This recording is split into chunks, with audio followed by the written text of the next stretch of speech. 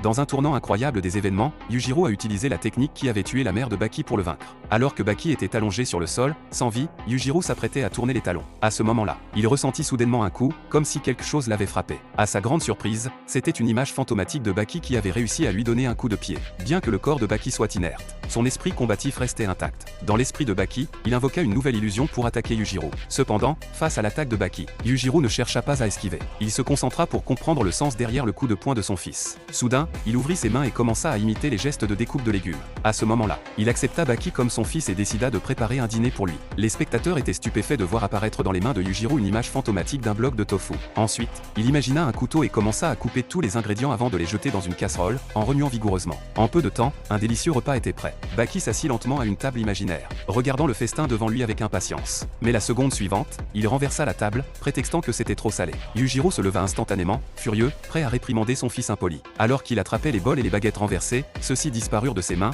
et Baki expliqua qu'il avait agi ainsi pour préserver sa dignité. En entendant cela, Yujiro réalisa qu'il avait menti et qu'il n'avait pas vraiment pris la peine de préparer ce dîner. Il admit que Baki avait raison. Cette bataille avait conduit Yujiro, la créature la plus forte sur Terre, à entrer dans la cuisine pour cuisiner. Ainsi, il accepta de conférer à Baki le titre de plus fort.